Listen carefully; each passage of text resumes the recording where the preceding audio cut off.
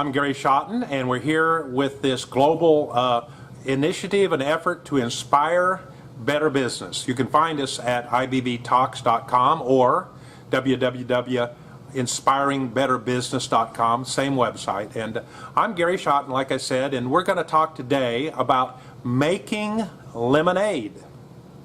Wow, am I creating a new business with lemonade? I thought little girls and little kids did that on the corner of the street as a first business enterprise. Yeah, that's probably true, but we're going to talk about some of those uncomfortable situations that I've faced and you're going to face, and your attitude towards when this happens. Are you the kind of person that's just going to get all bent out of shape? Some people just throw a fit, start cussing and swearing and attacking people because something didn't go right. Well, that's a poor attitude in my opinion. I'm telling you, if you're in business very long at all, you're going to have things that didn't work out like you wanted them to work out, not the way you expected them to work out.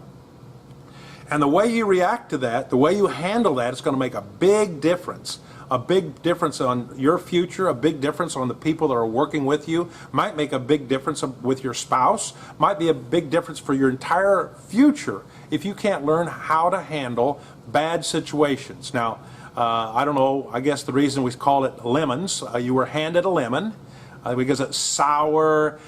It's normally not something you just bite into a lemon because it's really, really tough just to eat by itself. I drink iced tea and I put lemon in that, but other than that, it's normally a fruit that's not going to be something that's sweet.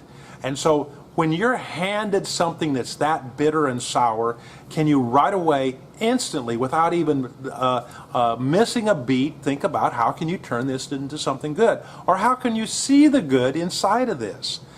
You see, I was all planned to move from my state of Wyoming, 1,200 miles, to the state of Oklahoma. And I have a family of 5, and this is back in the early 80s, actually 1982.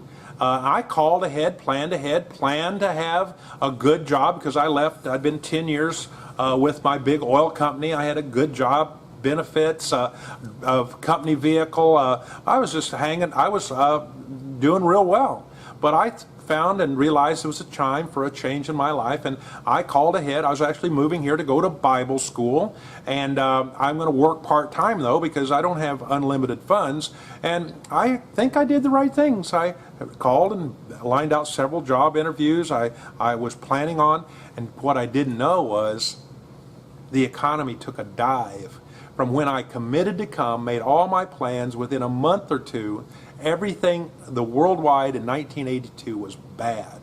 And I got here and I was handed a lemon. No job, no possible hopes of a job in my field of training and expertise. And what am I going to do? Am I going to cry to my wife?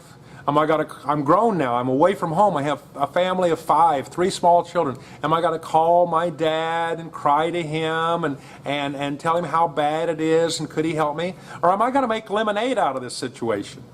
That's what I had to do. And it helped me learn how, again, to turn a bad situation into something better.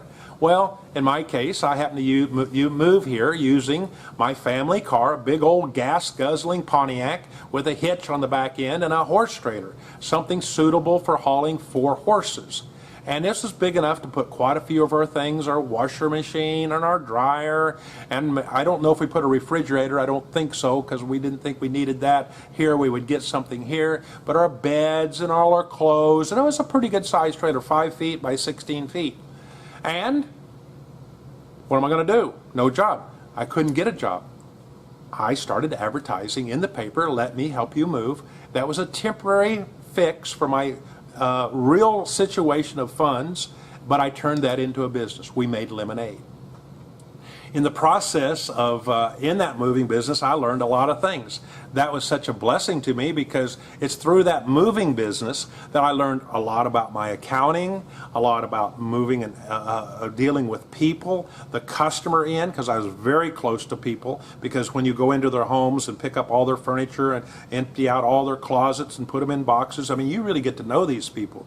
I learned a lot about my employees and how to manage employees and how to pay employees when it was hard, and how to, and this is not the upper crust of high education. These are people, they're great people, don't get me wrong. I have a great love and respect for them, but they didn't go to college typically. They're not high graduates in their high school. Many people didn't graduate from high school. So I'm dealing with people that never had a job before. And so it was hard, extremely hard, but extremely rewarding. I was learning to make lemonade. In the process, we, in particular, as example, had a piano. We had moved this piano and we put it up on this higher level, and in the process of it rolling down just 3 or 4 feet, it got away from the workers. And it banged into the side of the wall, or in this case, the side of the truck, and it put some scratches and dents on it. I mean, it tore into the wood. The piano was okay, but there's some bad marks on it. And oh my goodness, lemon, lemon, lemon. How can I make lemonade? So I immediately got on, found a way to buy a repair kit, got online and figured out how to study, or read about it. I don't know if a book came with it or not, and figured out how to fix furniture, wood furniture. I still have that kit. And I was able to fix that, repair that. I believe I told the people about it, showed them to them, but they were happy with it. It didn't look ugly. I made lemonade. From all the rest of my moving business career, I was still the main guy able to fix damaged furniture, to most cases, not all, and able to make a happy customer, even if they didn't even deserve that. Like, they didn't pay extra insurance, and we would go ahead and fix it for them because we felt like we'd done that, and we would go the extra mile. So how do you make lemonade? I've seen it. I travel quite a bit, so boy, every once in a while there'd be somebody traveling, and the flight, something happened and the flight was delayed, and they're going to miss their flight. Oh, some people come unglued, ranting and raving, make sure everybody sees them, how mad they are. Oh my goodness, I've had that happen. Why would I do that? I'm going to look for lemonade. I'm going to look for somebody. Maybe God has me to connect with somebody. Maybe I'm going to sit by somebody. Maybe I shouldn't have been on that plane anyway. Maybe it's better to not fight it.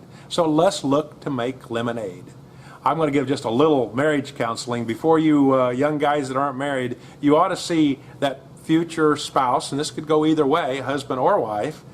You ought to see them a little bit in the mud. See what they're going to really be like when things are not going so well. Well, an airplane pilot that's flying, and they've got to make some instant reactions. A lemon is handed to them with an engine goes out. Wow, I want somebody that can make lemonade, can land that dude. Well, I hope these are helpful. I'm glad you're part of Inspiring Better Business. We hope you will share these with others and make lemonade when you're handed a lemon. Thank you.